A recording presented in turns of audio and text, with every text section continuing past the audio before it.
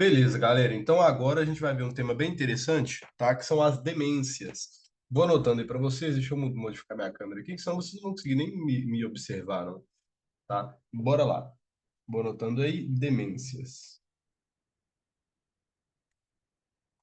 Gente, demências, né? A gente pode classificar como alguns tipos de demência. Não existe somente a doença de Alzheimer, tá? Como forma de manifestação de uma demência, não.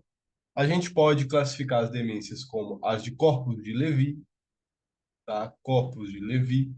Quem viu a aula de Parkinson já tem mais ou menos uma ideia do que é, tá?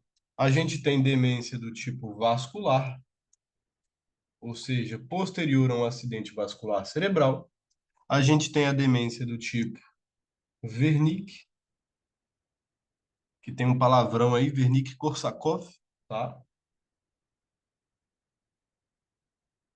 Que geralmente aí é um síndrome, né? Síndrome de Wernicke-Korsakoff, a gente ainda vai falar sobre ela, e principalmente a demência do tipo fronto temporal, tá? E óbvio, né, gente? Não poderia faltar a mais famosa de todas, demência de Alzheimer. Beleza? Então a gente vai falar um pouquinho de cada uma dessas demências, vamos trocar uma ideia aqui sobre cada uma dessas demências aí. Beleza? Então, primeira coisa, a gente obviamente não vai falar de diagnóstico diferencial aqui. Por quê? Diagnóstico diferencial são todas essas demências entre elas mesmas, tá? Então eu tenho que fazer um diagnóstico diferencial de Alzheimer com corpus de Levy, com demência vascular, com Wernicke-Korsakoff, com fronto parietal. Beleza? Frontoparietal, frontotemporal também. São duas demências que podem estar tanto no lóbulo parietal quanto no lóbulo temporal. Beleza? Então, marcha. Vamos falar primeiramente da demência de corpus de Levy. Corpus de Levy. De Lewy, né? Então, vamos colocar aí, ó. Demência dos corpos de Lewy, tá? O que que a gente pode falar dessa demência dos corpos de Lewy, tá, galera? E aí eu vou colocando na imagem para a gente algumas características relevantes, tá? Deixa eu colocar de verde clarinho aqui. Por exemplo, ela é comum em pacientes jovens, tá? De 55 anos, inclusive, para frente, né? Eu não vou buscar uma demência em pacientes mais jovens, não, tá? Salvo que tenha algum acometimento muito óbvio aí de que realmente, por exemplo, ele tenha tido um ACV hemorrágico e se manifesta em um paciente mais jovem, tá? Caso contrário, paciente maior a 55 anos, beleza? Demência dos corpos de Levy, tá? É o segundo tipo de demência neurodegenerativa. Então, essa informação epidemiológica a gente também coloca aí, ó. Segundo tipo de demência neurodegenerativa.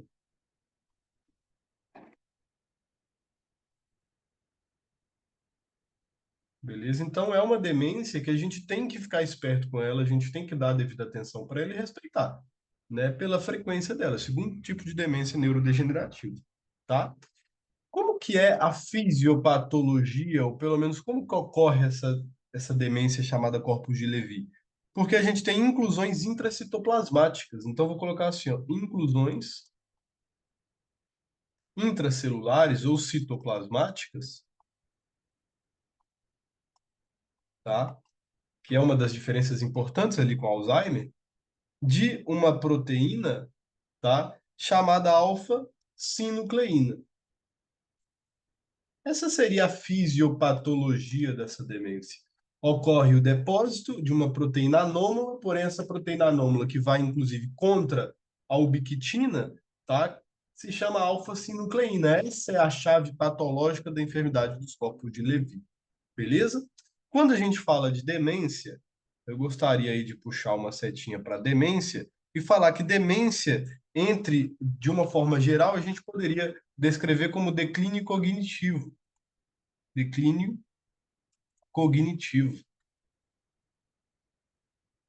tá? Ou seja, demência não fala somente, tá, gente, de o paciente tá com um atraso na linha de raciocínio dele, não.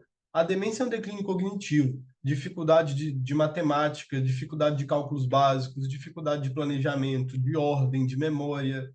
A demência, o conceito demência é um conceito extremamente complexo, que afeta tanto a vida da pessoa quanto à vida dos demais ao redor dela, tá? Principalmente enfermidade de Alzheimer, tá? Então, beleza. O que mais a gente teria que saber aí dos corpos de Levy, tá? Os corpos de Levy, gente, geralmente tem uma clínica, tem um início de uma clínica bem interessante. Deixa eu pegar uma outra cor aí para a gente pensar dessa forma. Tem uma clínica bem interessante que geralmente, os pacientes que procuram os médicos ou os familiares que procuram os médicos, eles falam de alterações visuais, bem interessante. Então, alterações, na verdade, alucinações visuais, tá? É típico do paciente falar que ele vê pessoas já falecidas. Então, o pai dele que já faleceu, a tia já falecida, ele visualiza isso. Então, é algo muito, muito interessante mesmo de se pensar, tá? Que é uma das principais manifestações que o paciente vai vir na clínica. Só que a clínica eu gostaria de separar da seguinte forma: eu gostaria de fazer para a gente o top 5 clínica aqui dos corpos de Levy. Então, a gente tem que pensar, ó, em problemas autonômicos, né? A gente já vai falar quais são. A gente tem que pensar em manifestações neuropsiquiátricas, porque se o paciente está visualizando, está vendo uma pessoa já falecida, a gente tem que pensar e diferenciar de patologias psiquiátricas, esquizofrenia, depressão, o grande mal depressivo, beleza? Transtornos cognitivos, transtornos de movimento e transtornos do sono. Então, a top 5 clínica da enfermidade de corpos de Levy, da demência de Levy, são manifestações autonômicas, neuropsiquiátricas, cognitivo, de movimento e de sono, tá? Autonômicas, Henrico, me dá exemplo. Claro, constipação, tá? O indivíduo pode se encontrar constipado, inclusive uma das causas de constipação, para vocês casarem com gastro, tá? O paciente pode estar hipotenso, beleza? O paciente pode apresentar polaquiúria, né? Aquela vontade de ir no banheiro, alta frequência miccional, tudo isso são sintomas autonômicos. Quando a gente fala de sintomas neuropsiquiátricos, fica mais marcada a diferença na psiquiatria entre, por exemplo, depressão, tá? Entre ansiedade e entre delírio.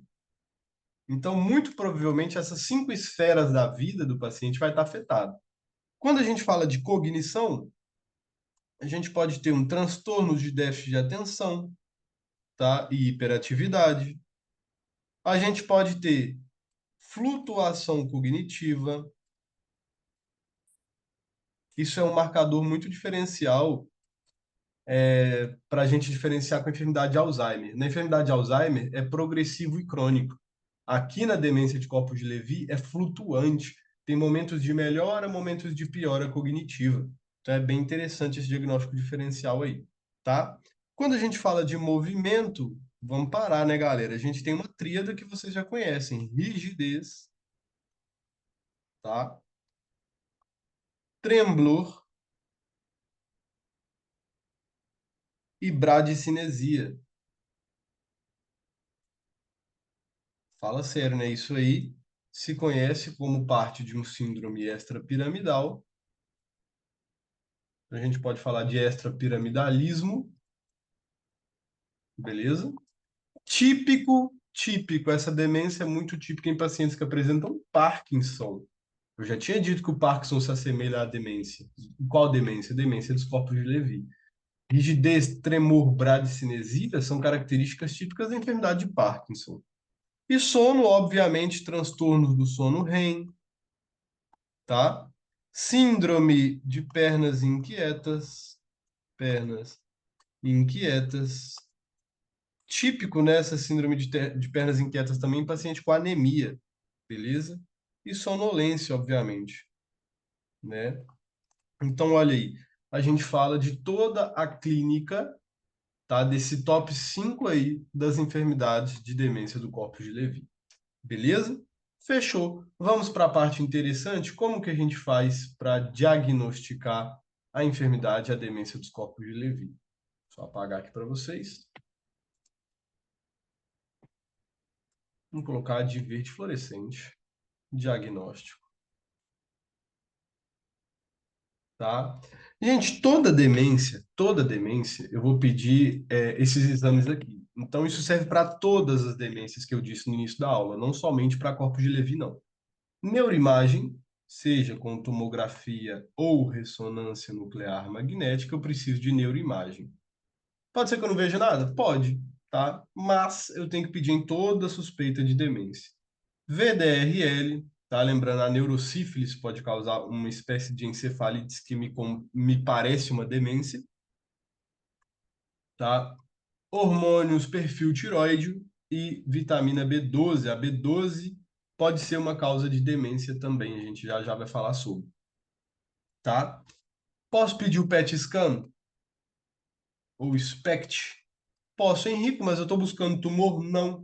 Mas olha que interessante, no PET scan, lá de Parkinson, se vocês lembrarem, a gente pode ter uma diminuição, tá, dos transportadores de dopamina nos gânglios da base. Então, olha que legal.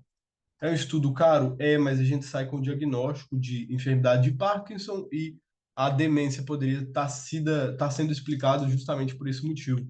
Então, a gente pode realizar um PET scan, tá? Para esse paciente. Existem outros estudos, como cintilografia, que não é muito usada, e polissonografia. Cintilografia e polissonografia. A polissonografia vai estudar o quê? O ritmo do sono REM desse paciente. Vai lá no sono REM e vai estudar o ritmo do sono do paciente, se ele tem algumas alterações por aí compatíveis com a demência de corpos de Levy. Beleza?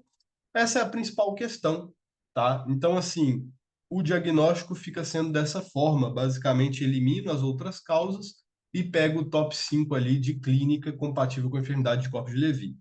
Henrico, qual paciente que eu vou pensar nos corpos de Levy, na demência de corpos de Levy? Principalmente paciente com Parkinson, né? Eu acho que isso é bem marcado aqui pra gente e é algo que a gente tem que ter na cabeça. Beleza? Então, principalmente paciente com Parkinson, tá? Vamos para o tratamento da enfermidade de corpos de Levy. Deixa eu apagar, vou apagar a parte clínica, tá? Primeiro que todo tratamento, galera, de demência é principalmente sintomático, né? Então, ó, se o paciente tem mais transtorno psiquiátrico, eu vou tratar esses transtornos psiquiátricos. Se ele está tendo alucinação, trato a alucinação. Se ele tem tremor, bradicinesia e rigidez, tento tratar isso. Se ele tem déficit de atenção, tento tratar isso. Depressão, tento tratar. Ou seja, o tratamento é sintomático na grande maioria das demências, tá? Mas vamos aí com a parte do tratamento. Tratamento. Beleza? O tratamento ele pode ser efetivado da seguinte forma, é como eu tinha dito, o tratamento aqui vai ser sintomático. Beleza? A gente pode aí, principalmente numa primeira instância, tratar com donepezilo, tá?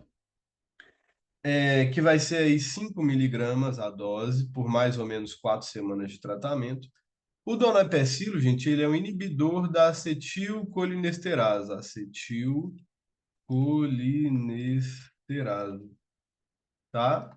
Então, ele trata muito a nível sintomático, né? Ele aumenta o tempo de sobrevida da acetilcolina nos receptores pós-sinápticos. Então, o que que acontece? O paciente tem melhor efetividade no controle de suas funções motoras e também cognitivas, que a acetilcolina acaba sendo um neurotransmissor. Então, pode-se usar donepezil, pode-se usar quetiapina, é um antipsicótico, né? A quetiapina pode ser utilizada de 12,5 miligramas. Não entra no caso agora, mas a quetiapina ela é um fármaco interessantíssimo. Ela atua sobre doses dependentes. Ela pode atuar como antidepressivo, como antipsicótico, tá? E também para tratar dor neuropática, beleza? Segundo a dose que a gente dá dela. A gente pode usar o levodopa carbidopa mediante enfermidade de Parkinson, trata a causa, trata o Parkinson principalmente. O paciente está com depressão, ansiedade, IRS, né? Inibidores da recaptação de serotonina. Qual, Henrique? A gente pode usar sertralina, tá? De 25 ou de 20 miligramas. A gente pode usar citalopram de 20 miligramas, geralmente disponíveis no Serviço Público de Saúde de baixo custo, beleza? Então, basicamente isso, gente. Enfermidades do corpus de Levy, demência de corpus de Levy, beleza? Que eu já vou fazer o gancho aqui, pelo menos nessa aula eu vou falar de uma outra demência, que é a demência vascular, tá? Então, vamos apagar isso daqui. Vamos falar agora de uma outra demência, que é a demência do tipo vascular, beleza? As outras demências eu separo as aulas, tá, gente? Para não ficar extremamente prolongado aqui para vocês, tá? Mas vamos então com demência vascular. Tuque, tuque. Beleza. Essa demência é muito frequente também. Demência vascular. Beleza. Galera, a respeito da demência vascular, tá? É importante a gente pensar que eu não vou pensar em enfermidade em demência vascular em qualquer paciente, vou pensar em pacientes hipertensos, diabéticos, com histórico de o quê? Lesão vascular prévia, AVC prévio, seja isquêmico ou hemorrágico, hemorragia subaracnoide prévia, traumatismo encefalocranial prévio, beleza? Então isso é muito importante, demência vascular, né? Hoje em dia se diferencia, isso já é algo atualizado, tá? Não entra na prova de vocês. Mas a demência vascular se diferencia do declínio cognitivo vascular, do DCV, tá? O DCV, gente, ele acomete um só domínio cognitivo. E ele não afeta a função diária, sem afetar função diária, tá? Então, assim, é interessante a gente fazer essa diferenciação entre o que diz respeito a DCV e demência vascular, tá? Porque o declínio cognitivo vascular já é esperado no paciente que tem AVC isquêmico, beleza? Agora, a demência vascular não. Por quê? Qual que é a grande diferença? A grande diferença aqui é que a demência vascular ela acomete dois domínios cognitivos,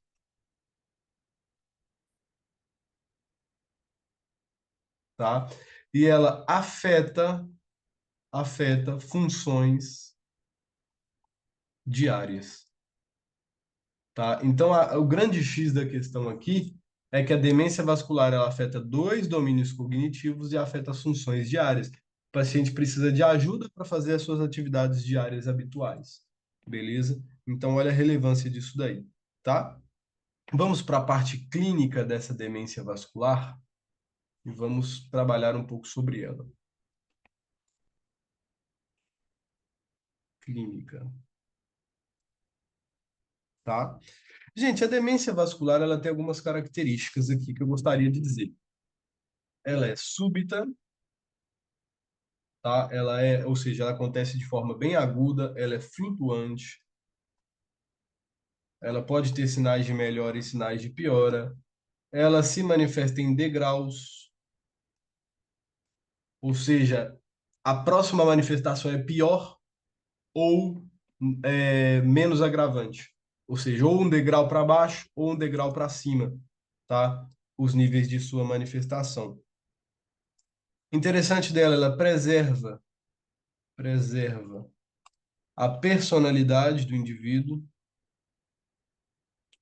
ou seja, o indivíduo permanece com a sua personalidade ok, não alterada, é diferente do Alzheimer. O Alzheimer a pessoa pode ficar agressiva, pode ter alteração da personalidade, tá?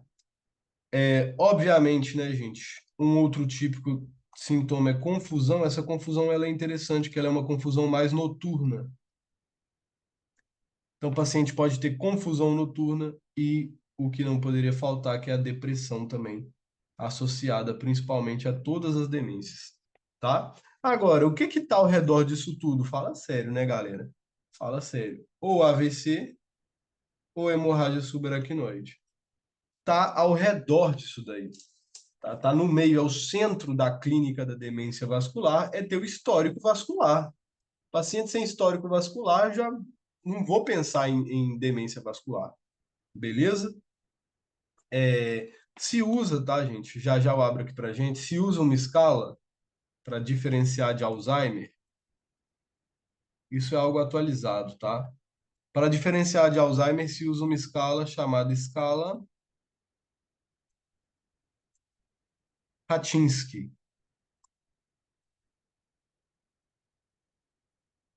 beleza? Já já a gente abre essa escala. É para ajudar a diferenciar de demência vascular de enfermidade de Alzheimer. O que não tem geralmente na enfermidade de Alzheimer? Pode ter, mas o que não tem geralmente? AVC e hemorragia subaracnoide prévia, vascular prévio, beleza? Então já é uma ajuda aí para a gente diferenciar, né? Diagnóstico, vocês já sabem. Como assim, Henrico? Já sei. O diagnóstico é a mesma coisa. O diagnóstico para toda demência, basicamente, é o quê? Neuroimagem com tomografia ou ressonância eletromagnética, estudo de sífilis, HIV, diferenciar, por exemplo, de uma possível encefalite, tá? É... E basicamente isso. Um evento e outro, né? O histórico clínico com o evento vascular prévio também faz parte do meu diagnóstico, tá? Henrico, como que a gente trata esse paciente, né? Como que é o TTO? Como que é o tratamento desse paciente? Primeira coisa, controle de fator de risco, né? Então, tipo assim, se o paciente ele já sofreu um AVC prévio, que a gente não quer que ele sofra outro, beleza? Então, controlar fator de risco, dieta, alimentação adequada, atividade física, diminuir o hábito ou cessação do hábito tabáquico. Isso é a eliminação e o controle de fatores de risco. Foi visto por um estudo chamado, o estudo se chama PREMED,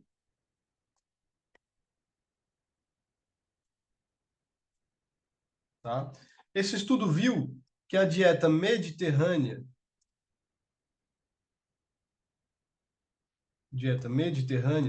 ajuda no controle e na melhoria dos pacientes com demência vascular diagnosticada. Beleza? Então é uma indicação, controle, interconsulta com o nutricionista e se indica já comprovado a dieta mediterrânea, tá? Beleza. Henrico, qual que é o tratamento farmacológico? Entramos na mesma questão. O tratamento farmacológico é relacionado com os sintomas, tá? É com tratamento sintomático. Se ele tá depressivo, inibidor da recaptação de serotonina, que são os antidepressivos mais utilizados hoje por hoje, tá? É, Se ele tiver confusão noturna, o que se faz é dieta mediterrânea com antidepressivo e dependendo se ele tiver insônia, alguma coisa assim, se avalia, por exemplo, melatonina e tratamento para a sintomatologia que ele apresenta, tá? É, Acho que o grande problema aqui, gente, do que é a demência vascular, propriamente falando, é que não tem como a gente ter um progresso muito grande, não. Porque é uma demência que provém de uma área cortical cerebral que já sofreu morte, que já sofreu isquemia, tá? Então, isso acaba sendo um bloqueio aí para a gente, um problema no tratamento e no prognóstico do paciente. Beleza? Agora, deixa eu só ver se eu encontro aqui para vocês a escala de Rachinski, para a gente dar uma olhada nela. Deixa eu tentar abrir aqui, que é importante que a gente visualize essa escala.